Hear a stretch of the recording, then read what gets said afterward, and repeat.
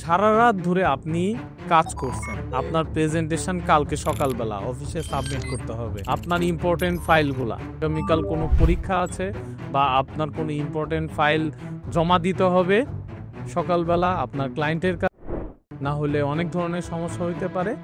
এমতো অবস্থায় সকালবেলা ঘুম থেকে ওঠার পর যখন পিসি ওপেন করবেন, ওপেন করে যখন দেখবেন যে আপনার পিসিটা ওপেন হচ্ছে না বা ব্লু স্ক্রিন আসছে, তখন তো মাথায় হাত। ঘটনাটা শুধু আপনার সাথেই ঘটেনি, এরকম ঘটনা অনেকের সাথেই ঘটছে। সম্প্রতি একটা আপডেটের কারণে অনেকেরই অনেক বড় বড় ক্ষতি হয়ে গেছে। বিষয়টা আসছে হলো উইন্ডোজ 11 নিয়ে। সর্বপ্রথম ইন্ট্রো দিচ্ছি, আমি সাজিব আছি সবসময় আপনাদের সাথে নব ক্রিয়েটর থেকে। তো ভিডিওটা স্কিপ না করে অবশ্যই একটা লাইক কমেন্ট শেয়ার দিয়ে যাবেন, হয়তোবা উপকার অনেকেরই হইতে পারে। যেটা বলছিলাম, সম্প্রতি যে ঘটনাটা ঘটছে, অনেকেরই এসএসডি নষ্ট হয়ে যাচ্ছে। কেন হচ্ছে এই ঘটনা? উইন্ডোজ 11 আপডেট হচ্ছে, উইন্ডোজ 10-এর পরের থেকেই উইন্ডোজ 11-এর যখন শুরু থেকেই বিভিন্ন ধরনের বাগসের আমরা উইন্ডোজ 11টাকে ইগনোর করার চেষ্টাই করছি।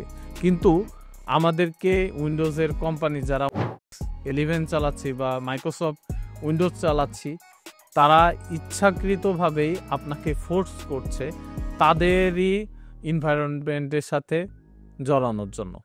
সবার প্রথমে আপনি একটা নতুন পিসি কিনে নিয়ে আসছেন বাসায়, আসার পর আপনাকে অবশ্যই মেল আইডি দিয়ে তারপরে আপনার পিসিটা উইন্ডোজে সাইন আপ করে তারপরে ঢুকতে হচ্ছে। সেক্ষেত্রে আপনার মহাজালা, অনেক সময় কোড আসে তো কোড আসে না। এই ধরনের জায় ঝামেলা থেকে মুক্তি পেতেই আজকের ভিডিও। তো অবশ্যই ভিডিওটা স্কিপ করবেন না, যেহেতু এত দূর পর্যন্ত দেখছেন, অবশ্যই ইনফরমেশনটা আপনার কাজে লাগবে। আর এছাড়াও যাদের অলরেডি এসএসডি নষ্ট হয়ে গেছে বা উইন্ডোজের আপডেট দিতে যাচ্ছেন, কিন্তু সাবধান হয়ে যান, আপডেটটা দিয়েন না। কারণ সম্প্রতি উইন্ডোজের আপডেটের কারণে অনেকেরই এসএসডি চলে গেছে। আবার এরকমও হয়েছে যে এসএসডি তাদের যায়নি, তাদের পার্সোনাল যে বড় বড় ফাইলগুলো আছে সেগুলো কিন্তু ডিলিট হয়ে গেছে। তো এখনই আপনার উইন্ডোজের আপডেটটা বন্ধ করে দিন, আর যদি আপডেট বন্ধ না করেন অবশ্যই সেটা আনইনস্টল করার চেষ্টা করুন। আশা করি এই বিষয়টা জানেন। কিন্তু যাদের জন্য আজকের ভিডিও, সেটা হলো আপনার আইডিটা যখন আপনি আইডি ছাড়া লগ ইন করবেন আপনার উইন্ডোজে, তখন কিভাবে কি করবেন চলুন একটু দেখাই দিই। আমরা চলে আসলাম উইন্ডোজে আসার পর দেন সেটআপে আপনি ক্লিক করবেন, তারপরে শিফট প্লাস F10 একসাথে ক্লিক করবেন, তারপরে shift FN plus F10 click করবেন, তারপরে একটা কমান্ড আসবে, প্রম্পটটা এখানে যা যা লিখছি একদম সেম টু সেম টাইপ করে নেবেন। দেওয়ার পর দেন আপনার সামনে কেবল কানেকশানেরটা ওটা ডিসেবল করে নেবেন, নাহলে আবার ইন্টারনেটের কারণে ঝামেলা হইতে পারে।